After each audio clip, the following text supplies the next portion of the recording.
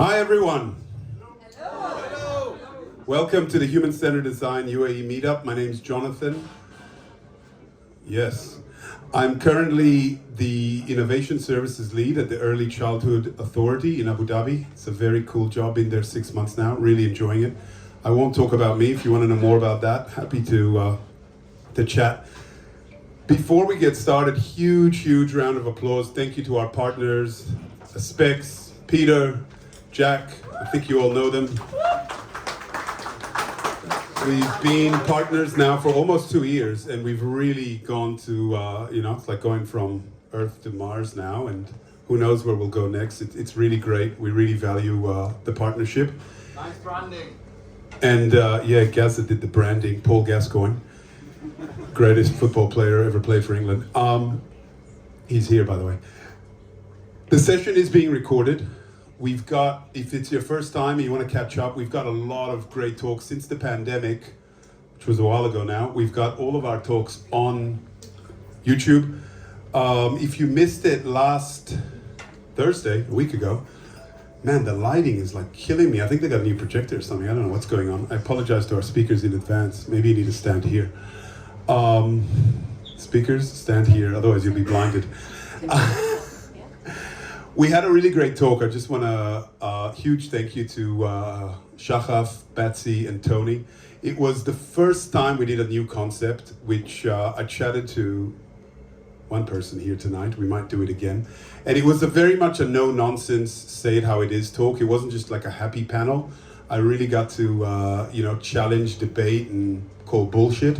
Jack's disappointed though. I did not say bullshit apparently. I'll have to do that next time, Jack. So that was our last meetup, and yeah, you can check out all the other talks. There's some really great talks from our last few years. We are, and so is the Specs, on the socials, LinkedIn, Instagram. If you're looking for work, I know it's tough out there at the moment. I always say to people, write an article about tonight. Use ChatGPT, but make it in your own words after you use ChatGPT. Make it unique, make it special. Put it on LinkedIn, tag everyone you met, meet people, add them on LinkedIn. I know it goes without saying, but sometimes we just need a reminder. And obviously Instagram as well. Unfortunately, they can't be here today, but there's a lot of work behind the scenes. We've got a really great team. They're so good that Natalie's flying to Helsinki to talk at a global service design conference. Leopold's in Hungary at a conference, and I'm not sure what Nada is, but she's a very busy lady. She's starting our Saudi HCD UAE presence, so thank you to them.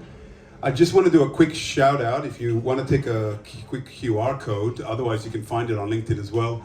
Leopold has just co-authored a book, a really great book, and he's also an amazing speaking coach and a certified practitioner in ethical influence. If you want to know what that is, grab the QR code, or come chat to me later. I can connect you to him. Amazing guy. QR code, yes, one person, two. I'll just pause. Got it? Cool. And the other great thing that's happening at the moment in the UAE is that meetups are growing. When I came here and we started the meetup in May 2013, I thought, I'm no expert, but let's start something, because in Australia, there was, like the UK, a lot of meetups. And it's great to see meetups growing and growing. And our speaker tonight, Asfa, who's our second speaker, is starting something new, something really exciting. A much smaller gathering called Service Design Circle in both Dubai and Abu Dhabi is coming soon as well. So if you are interested, please take a photo of the QR code, add Asfa on your LinkedIn, have a chat to her. This is really great to see the community growing and new meetups happening and product design, etc. Yes, some people, I'll pause for the QR code. So great initiative and well done, Asfa. Got it? Nice. And without further ado, we've got two great speakers tonight. I'm just going to introduce Melissa now. She is an impact leader and strategy designer with 15 years experience across US, GCC, and MENA. She combines classical strategy with human-centered design, taking both a top-down and bottom-up approach to create real-world impact. And she's passionate about co-creation and focuses on delivering practical, innovative solutions that inspire and drive lasting change. She's done some amazing work with both Dubai and Abu Dhabi government, as well as the private sector. And it's really great to see someone with a background in management consulting and design and social impact and an intersection. So really looking forward to this talk. Melissa. Thank you. Thank you, Jonathan. And thank you, everyone. I'm so pleased to be here with you today. You did not lie about the light. That is intense. So yes, thank you, Jonathan, for having me here. And I'm really excited to be here with human-centered designers, because human-centered design is a really important aspect of what it is that I do, and I'll talk a bit more about that. And I'm just incredibly honored to be here. So a little bit about me before I start. As you can see from the title, Designing for Impact, a Toolkit for Survival. You may think that impact is a fluffy word, a bit of a buzzword. Hopefully today you will walk away feeling that it is not so. So I am Arab by background. I'm very pleased to be here, having, basically being the frontliner for an all-woman talk. That's very exciting. And woohoo! Yes, all ladies. I started my career in the US as a sociologist and in public policy research. And then I moved here to the UAE about 12 years ago, and I couldn't find a job, and I became a consultant. Yes, I moved to the dark side. That was, once I got over the shock, it was good, because actually the happiness agenda was starting, and that meant that people cared about things like experience and journeys, and that worked for me because I was into like big surveys and doing interviews and qualitative research, and it made sense. In all that time, in those many years, I moved from kind of experience design to more strategy. So more kind of like sector strategy or country strategy, and it sounds intense, but I think what was really cool is I got to mix a lot of the stuff I learned about listening to people and empathizing and understanding what people really needed with like more classic like strategy approaches, like the SWOT analysis and all this kind of stuff. And I figured that there was something of like a formula, like there was something that was happening that turned into like actual outcomes, like things actually happening. We have an issue as designers, yeah? We design, we do not execute, yeah, by definition. And so over the years, I ended up leaving like this like career, this like big management consulting thing. I worked with an amazing friend, and I learned a lot from him, and then I ended up starting my own thing, which is called the Y Impact Consulting, because I really cared about two things. One thing is that I wanted the work that I did to create good, yeah, to actually have positive impact on people. And two was that I was just I was drained by doing a lot of work that didn't actually create outcomes. Nothing happened. Like so often this happens. We create stuff and it just stays on the shelf or on on paper, or it's on a screen and it never comes to life. And so I wanted to test and see how could I try to make more about that. And I'll talk more about that in a minute. So thank you for listening to my spiel today. In the meetup, I had wrote things, I made promises, I hope I can deliver on them. One of them being that, like, what is impact? Like, it's such a buzzword and it's overused and it's bandied about, and we should probably figure out what it is, because all of us want to have an impact, right? Everybody wants what they do to be meaningful, yes? So what is it? And then also, like, why? Why do so many designs not actually create any kind of impact? Like, why? And I can reflect on that as a strategist. And the reality is that, no matter how much you love your design or how much you practice your craft and you're in love with your craft, the reality is a lot of things don't actually happen and they don't actually create impact, and that's painful. And so how do you navigate through that? And so then what are some tips from like failures, like lots and lots of failures, and some thankfully successes? Like, what can you actually do? So before I go any further, I said impact. I've probably said it like enough times at this stage, but a good question is, what is impact? like really, what is it? Like, what the hell is impact, right? You probably hear about it a lot. Like, there's a lot of, even the service design conference that Natalie is speaking at, and she's a dear colleague and friend, and we work together on lots of stuff. This year, the Global Service Design Conference, the theme is impact. Yeah, the theme is impact. What is it? No, I'm serious, like really, like what is impact, right? And we're designers, and we design things. So like what does impact mean for you? Yeah, because it can be different. So what does impact mean for you in your design work? We can try the Menti, just give it a go. This place is kind of a bunker. So if it doesn't work, then we will have a conversation like humans. Give it a go, give it a go. Yes, no, try to scan. We all know how Menti works. Use it all the time. All right, click. Does it work? Nope. Yes, it does. Oh, a yes. Oh, Maria, so good to see you. All right. Will you write something? No, there's a no. She's trying though. All right, then let's have a conversation. What were you intending to write into the Menti? You scanned. Gentlemen, sir. What were you going to say? Outcome, results. Outcome and results. Yeah, that's what. Elaborate. So, I mean, what you're doing, you need the outcome of that. Has it caused any impact to the customer, to the end user? What's the value created? Okay. Value. Got it. Outcomes and value. Great, great, great. Anyone else? Ah. Gonna get in trouble here. I just kind of feel if you don't know what impact is, you don't know what you're doing. That's it. If you don't know what it is, you don't know what you're doing. Truer words have never been said. Thank you, Gareth. Anyone know what they're actually trying to impact and knows what they're doing? I know that's a bit of a challenge, but I see a hand up in the back, so. You don't need a microphone. Go. I think impact is change. It can be positive or negative, but it's just changing a stationary behavior. Yes, that's true. It is change. Yes.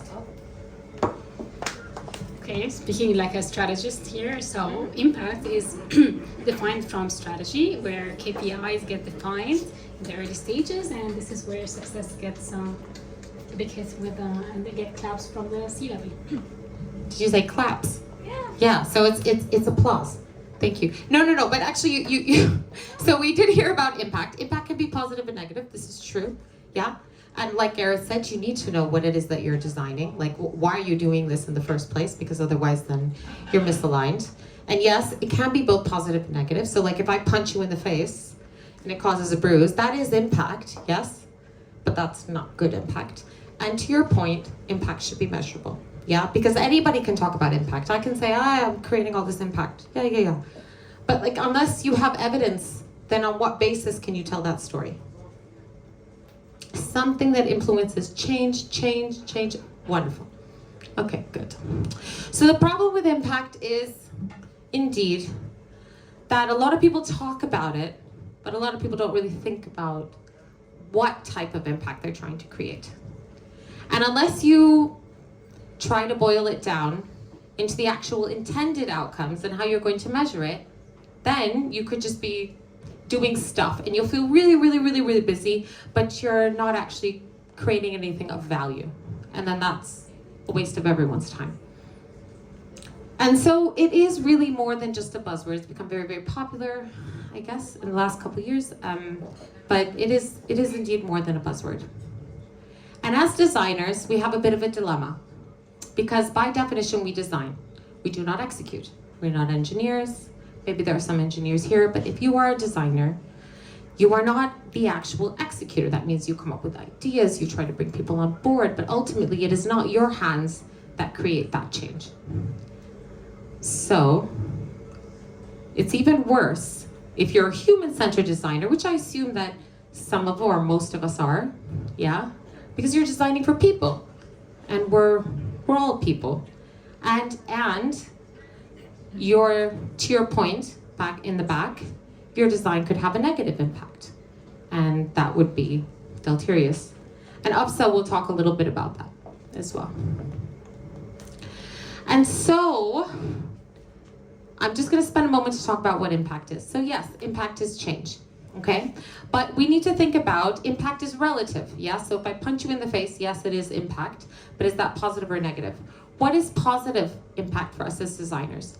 At the first level, it is about seeing our designs come to life, yeah? Because there is nothing more, I think, soul crushing than spending tons and tons of time on designing something and not seeing it actually materialize. And that's terrible. Yes? Has anyone else been in that position? Yeah? How do you feel when that happens? Acceptance. You feel accepted? Life goes on. Life goes on. Yes, yes, yes. Wonderful. Wonderful. Very good. Life does go on, right? Yeah, we can't succeed every time.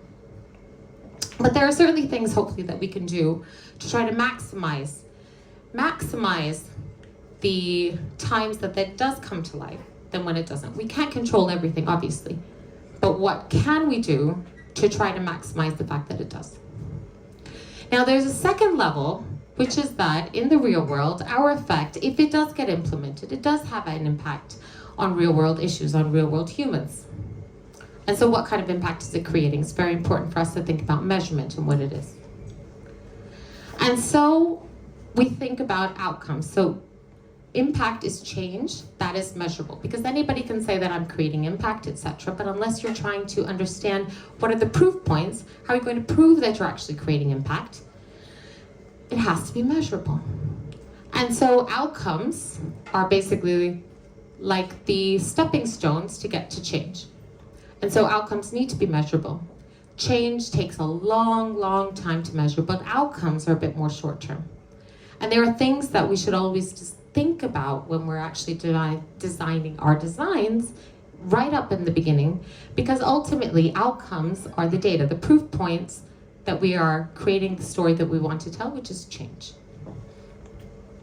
And so here's an example, yeah, so the difference between outcome and change. Yeah, say you're designing something and, you know, the intention is, if you can work it out and continue to ask why.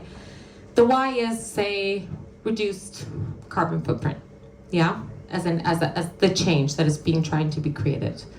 But then the step back from that, the outcome could be decreased energy consumption, right? And so how do you design for that, right? Or is it you know, reduced number of clicks? Is it something that helps to optimize so that there is less energy consumed when people are interacting with your product?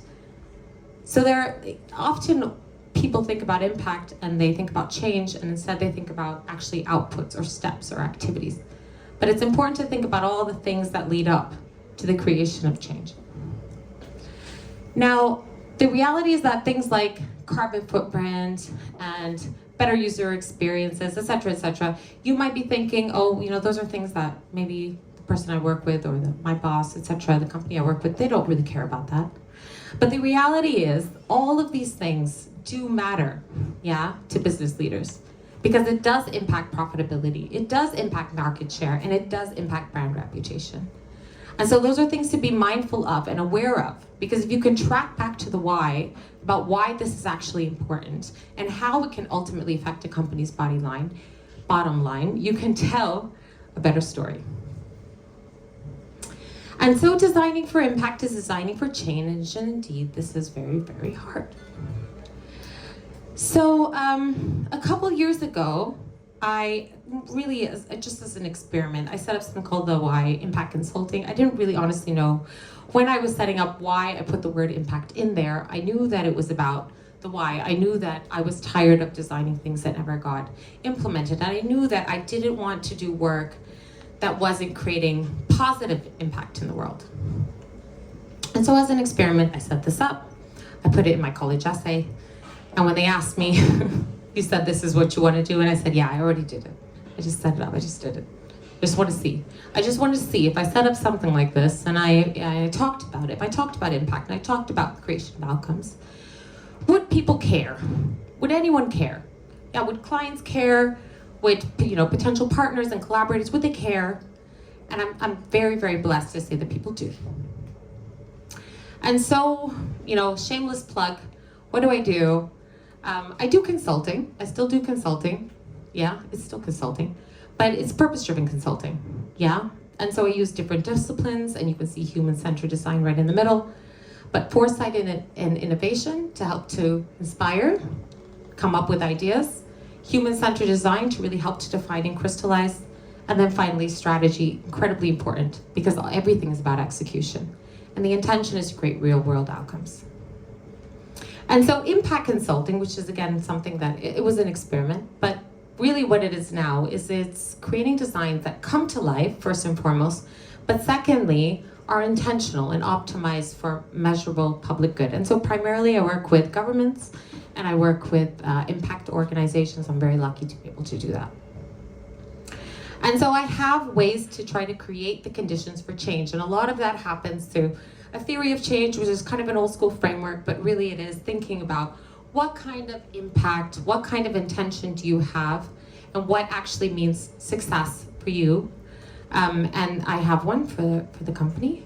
And what that does is it really drives a lot of like micro decisions in terms of like who I work with, how I work with people, even like small decisions in terms of when things change, because I work with government, so things change a lot. But I choose incredibly carefully who I work with. I'm very lucky to be able to do that.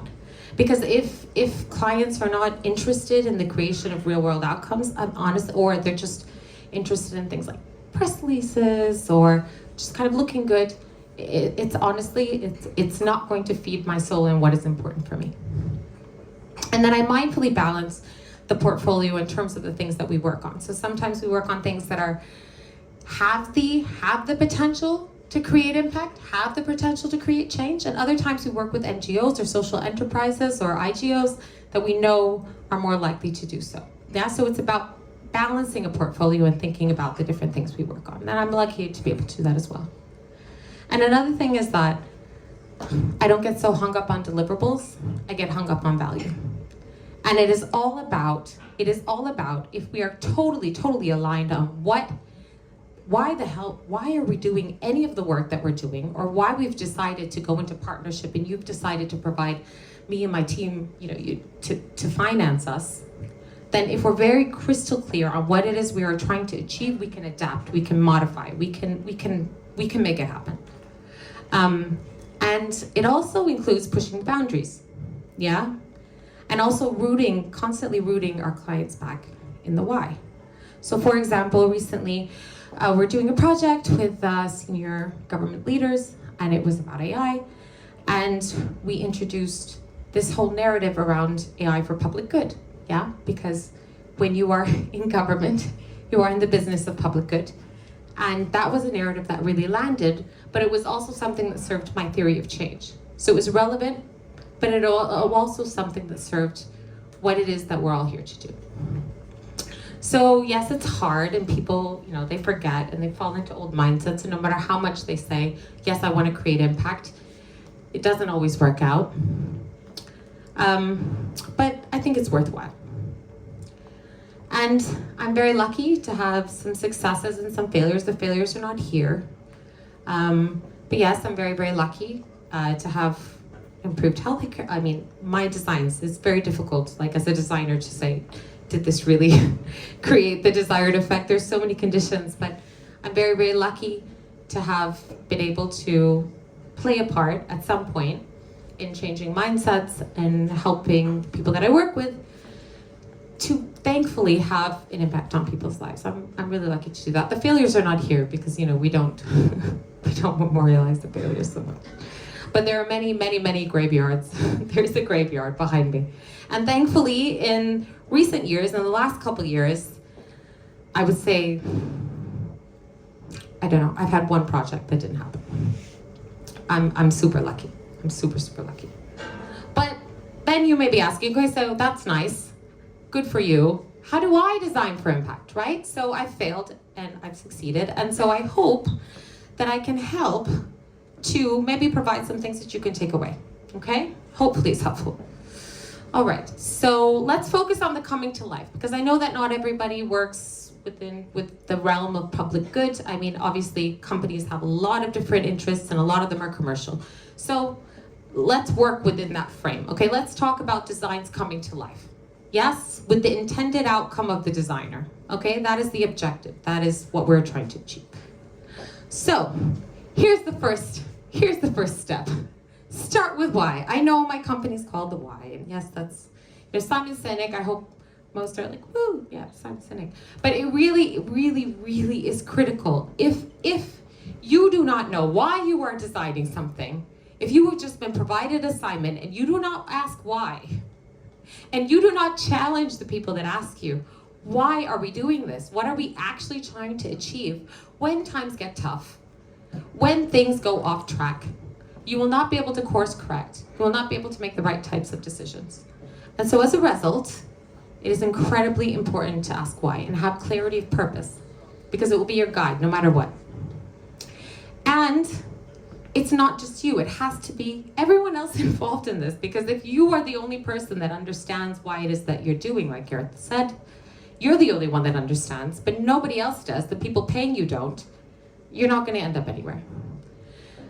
When I was one of my mentors, I had a piece of work with him and I was like, I have no idea what I'm going to say to these people tomorrow. And he said to me, well, if in doubt, Melissa, inspire. And I went home and I thought about it and I thought, oh yes, that's great. And what do you inspire with? You inspire with purpose. So that's number one.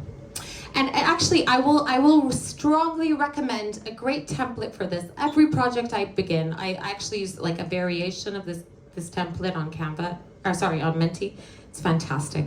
It talks about like, why are we doing this? How I vary it is I think about, okay, so why is this important? What is our ultimate future objective? But not just what is your future objective, Afsa. What is your boss's future objective? And what is what is the next person up and the next person up? What are their future objectives and what are their expectations? It's really, really, really helpful. Second is that as designers, we are taught to empathize. We're always taught to empathize. We must empathize constantly, yes? And often we empathize with customers, yeah? Users, what have you. But it is critically important to empathize with your stakeholders as well. The people that are paying your salary, paying your bill, the people that are influencing the person that is signing off on your invoice or on your salary, the people that are eventually going to have to execute, the engineers, whoever it is, that is actually going to have to execute whatever it is that you design. And it's really important to try to understand what actually drives them, yeah? Is it that they're trying to get a promotion this year? Is it that, they have declining revenues? Is it that there's a declining number of users? Is it that they're losing market share? Like, what actually drives them? Sometimes it's not anything like a tangible metric. Sometimes it's like popularity, fame, prestige, things like that. And it takes some intuition, but it's really, really worth understanding what the people within this stakeholder ecosystem, what they care about, because you have to design with and around it, and you have to communicate value and outcomes in their language. And then I would say once you have clarity on what it is that you're trying to achieve, and hopefully everyone else is on board with you, and then secondly, you understand what drives people, then the third thing is to get them invested, yeah? So obviously there's investment of money, but there is a thing about humans. Once we've invested something, then we don't like to pull back, right? We don't try to actually, we try to salvage whatever it is that we've invested, but there's different types of investments. It's not just, finance, yeah? It is their intellectual capital. Like if they came up with an idea and they think it's amazing, yeah, see how you can carry it through to some extent. If it's terrible, then eventually can it. But like their ideas, yeah, is the type of capital. Or their social capital, if they have specific relationships that they're trying to maintain, or reputational capital, and also informational capital, massively important. Make sure that they always knew that was coming. So this was coming. So now when you change your mind, you understand that this was something that we already discussed.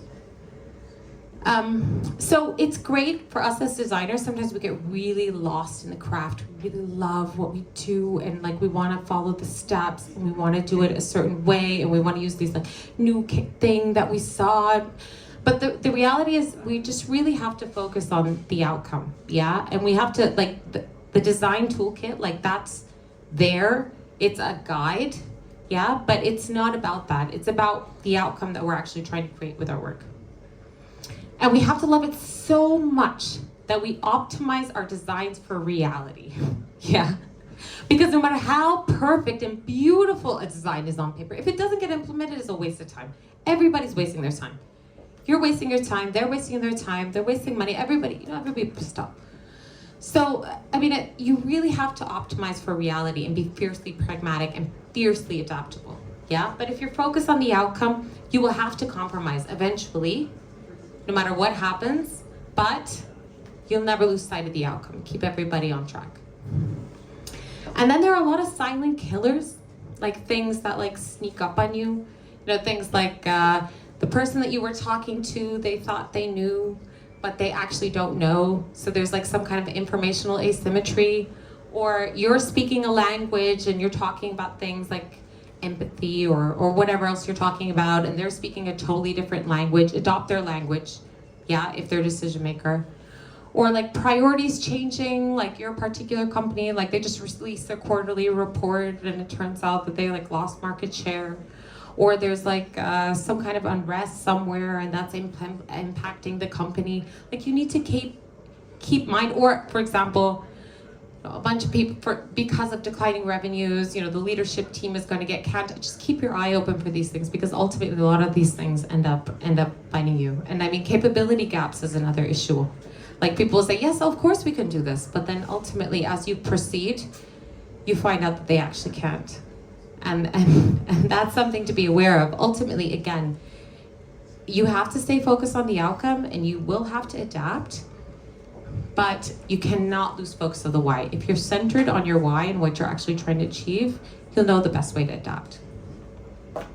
And then the reality is, to this gentleman's point, no matter how much outcome driven you are, no matter how much you are focused, you really can't control the outcome, because designers by design are not executors. If you were lucky enough to design and implement the thing that you've done, which I've been lucky enough to do a couple times and I like have scars to prove it, like it's intense, yeah?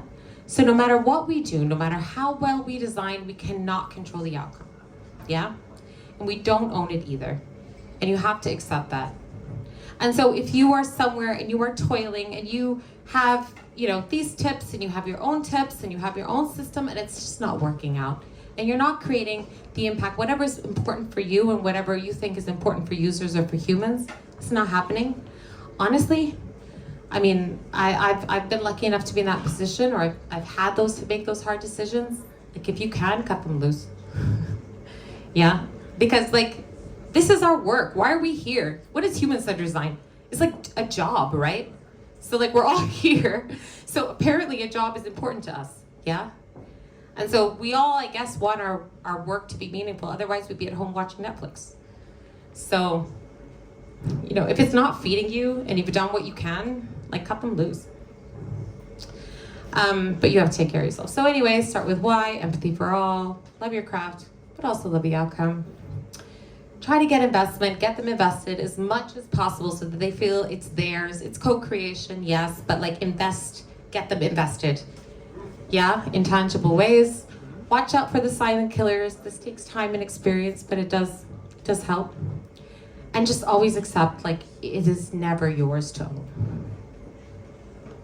So I would ask a mentee and say, what are the biggest challenges that you face getting your designs come to life? But that's not possible. So, audience, and we see laughers over there, so you must have please share. Huh? What you got? It's fine. Product managers. Product managers, tell me more. This one. Priorities. What are your priorities? Impact. What kind of impact? Excuse me? What kind of impact? It depends on the business needs, right?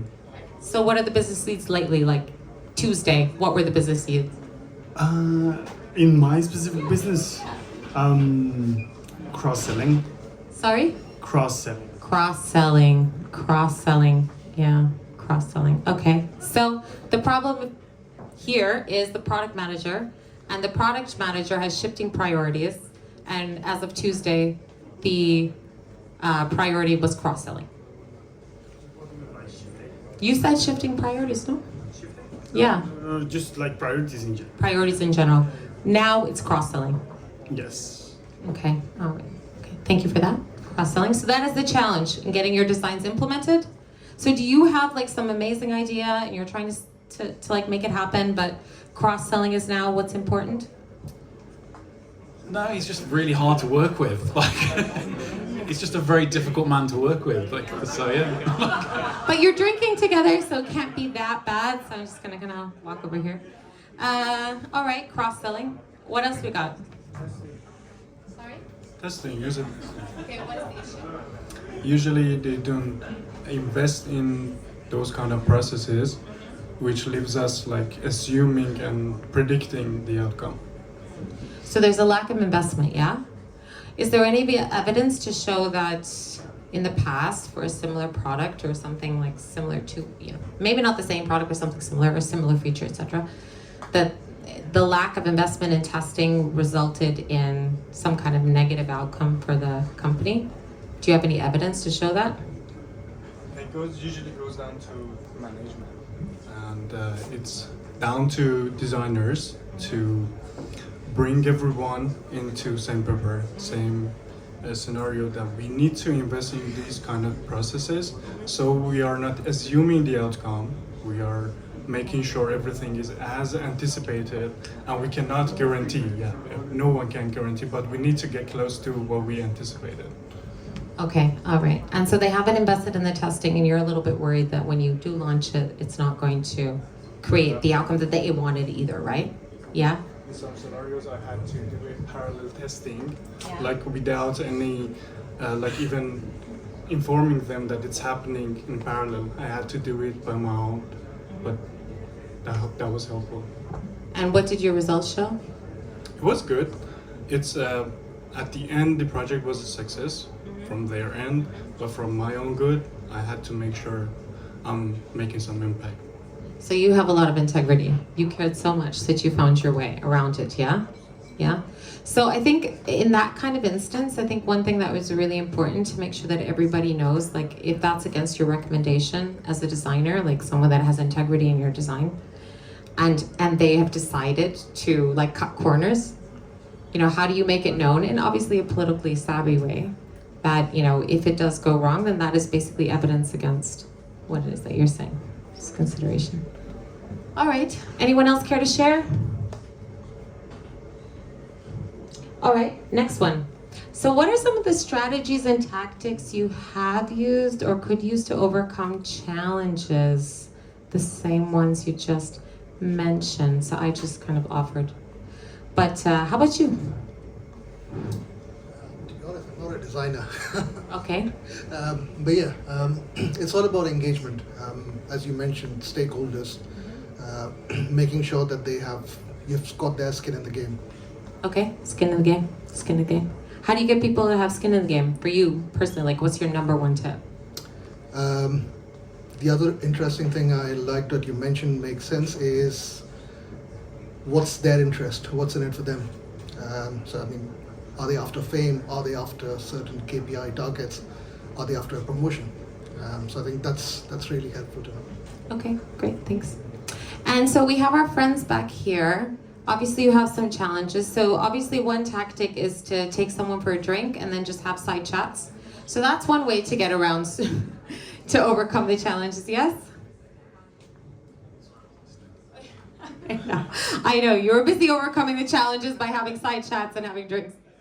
I think what's helped in the past is making sure that everybody's voice is heard. So as a younger designer, it was sometimes based on fear. You kind of design alone and then you're like, ta-da! And that's when it kind of falls flat. But as I've obviously matured, it's all about like leaning in and getting comfortable with just speaking to people and starting the conversation and just having everybody put their ideas down and making sure that there's like the safe space to explore. We're in like the Disney phase, you know, nothing is wrong. We can reach for the moon because we can always scale back. And I find the more voices are heard and the more invested along the way, it's like everybody's designed this, not just the designer. Yeah. That was great. That was very good. That's like informational capital, that's social capital, that's reputational capital. That's really good. Thank you, thank you. Anyone else have a great tip? Hot tip? No? It was so good? Just mic drop? Yeah? All right, great. All right, well, thank you so much. I think ultimately it is about designing with purpose and being clear on what it is that we are trying to create, because ultimately, if we design without knowing what it is that we're trying to design, then it falls flat. And ultimately, it's about creating pathways for change. And so, if I could leave you anything, I'd just say, don't settle for good design. Like, strive for something that's meaningful. All right, well, thank you so much, humans. Appreciate your time.